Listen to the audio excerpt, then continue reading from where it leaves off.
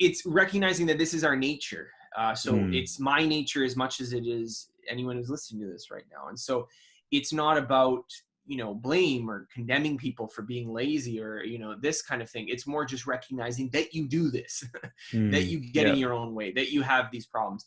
I remember, so Matt and I, we actually did a TEDx talk about kind of our language learning little trip. And I remember afterward, I was talking to someone who was actually kind of in a situation where they could do what we were doing. They were going, I forget where they were going. It was a Spanish-speaking country. I maybe want to say Colombia. And he was going with his wife, and they were going to go teach there or something for like a year.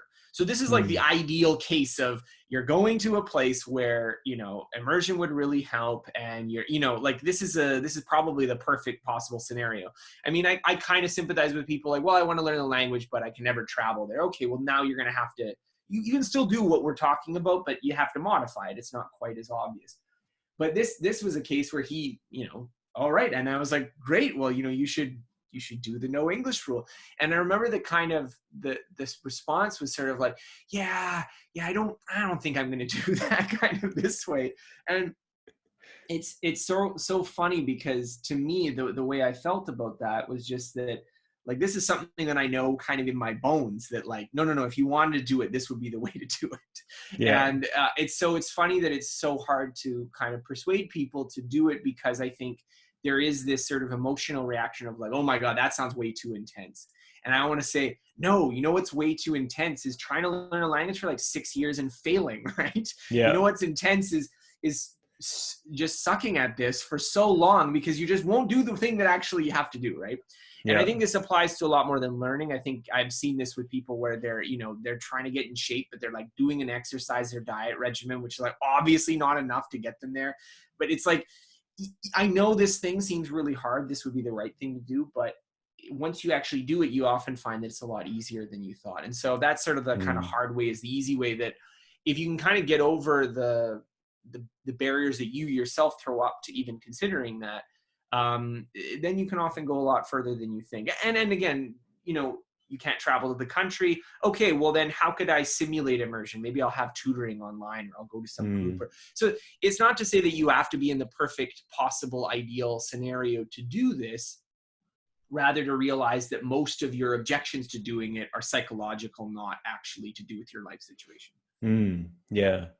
Yeah, that's it. The barriers that our minds put on us all the time, that's really the biggest thing we need to learn to overcome, right? And, you talk about a fitness journey.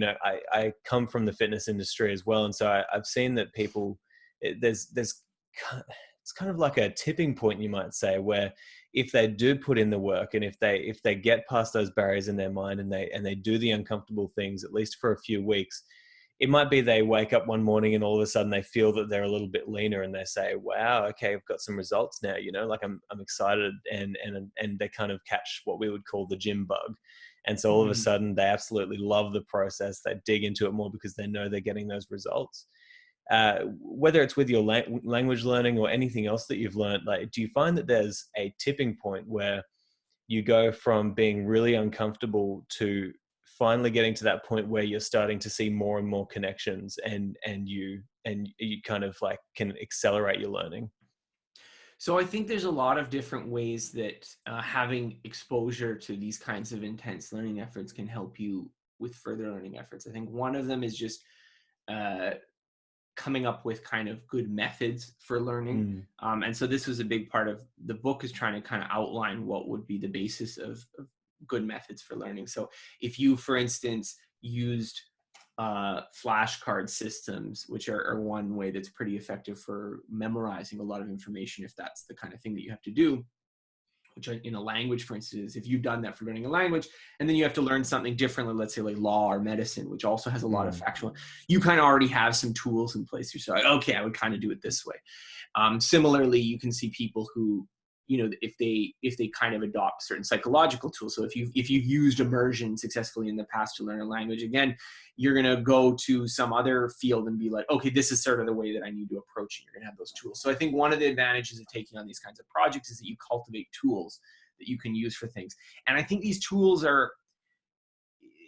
you often don't acquire them as well if you are in formal classes, because they kind of tell you what to do.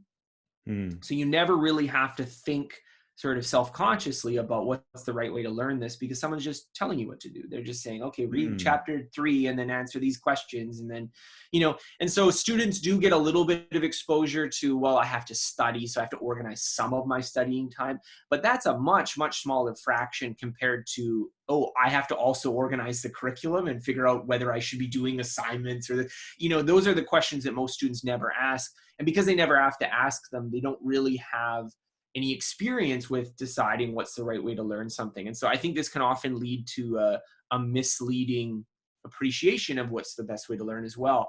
I remember talking to students who would be wanting to take like an online class, for instance, and for some classes they would have online lectures, and for some they would just have assignments and maybe a textbook or something. And very often students would complain, oh, there's no lectures for this class, how can I go through it? Very rarely would they say there's no assignments for this class, how can I go through it? Whereas one of the things you learn from learning is that most of the learning you get is through doing. So if you're doing something that's at all a practical skill, even just something like math, for instance, is a kind of practical skill. Even if you're doing something like that and you don't have actual kind of problems that you can work through, ways you can practice it, I mean, sitting and watching it helps. In some cases it's necessary, but to say that that's where the bulk of the learning is taking place is, I think, is probably pretty misguided. And that's an example of something that if you haven't had that exposure where you've been trying to learn something for something that actually matters, where you're actually going to use it later, you don't get that kind of firsthand experience. So I think having these projects gives you exposure to those kinds of things, gives you new tools. And I think it also just opens you up to this possibility that you can learn anything that you want to learn. You can be good at anything you want to be good at if you approach it the right way. And so I think a lot of us have this kind of learned helplessness that we aren't good at something. And so we just sort of, wow, that's just part of my nature. That's just baked into it. And yeah, maybe you're not going to become Kobe Bryant or you're not going to become Michael Jordan in basketball. But yeah, you could learn basketball if you wanted to. There would be a way of doing it where you could become probably a pretty good basketball player, even if you're 5'4" and, uncoordinated now. You could probably do it. Same with art, same with math, same with languages, same with programming, same with philosophy. Any subject that you wanted to tackle, you could do it if you wanted to, if you approach it the right way.